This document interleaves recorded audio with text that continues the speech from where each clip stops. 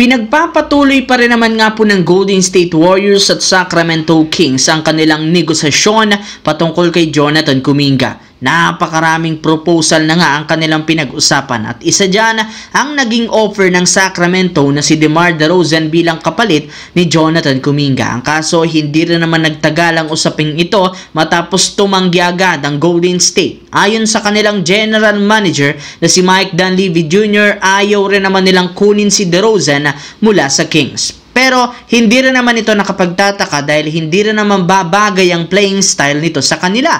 Marami rin nga silang mga forwards at guards kaya posibleng mas lumiit lalo ang lineup. Hindi rin naman nagkakalayo ang galawan ni na Jimmy Butler at DeRozan plus isa rin naman nga itong ball hog kung saan mostly ginagawa nito isolation play na posibleng makasira sa team. Kaya mukhang magpapatuloy pa rin ang mahaba-habang negosasyon ng Golden State Warriors at Sacramento Kings. Samantala, kung inyong ang matatandaan matapos lamang ang hindi pumirma ng extension, si Nikola Jokic sa Denver Nuggets nakadikit na nga agad ang kanyang pangalan sa Los Angeles Lakers. Sinabi na rin naman ito noon pa, gusto niyang makasamang maglaro sa iisang team ang kanyang best friend na si Luka Doncic. Kaya halos lahat ng mga Lakers fans umasa na mangyayari ito balang araw at mas lalo pang ang tumaas ang tsansa na makuha nila si Jokic matapos kumalat sa social media ang larawan habang nakikipag-hangout o nakikipag-meeting si LeBron sa mismong agent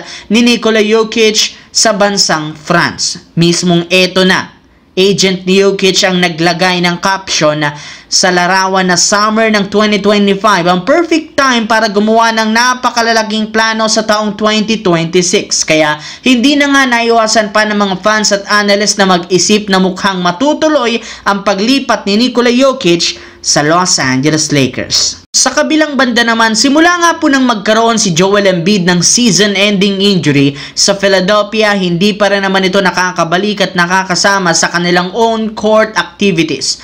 Hindi pa rin naman ito nakakagalaw, hindi nakakalakad na rason bakit hindi pa siya nakakapaglaro. Kaya maraming mga fans ang nangamba sa kanyang kalagayan. Sa madaling salita, malala ang kanyang injury ngayon sa iba't ibang parte ng kanyang katawan. May isang insider pa nga ang nagsabi na papansin niya ang kalagayan ni Joel Embiid na malapit nang magtapos ang kanyang karir. Bagamat marami pa itong may bubuga, hindi na rin naman kinakaya pa ng kanyang katawan na maglaro sa dami ng injury.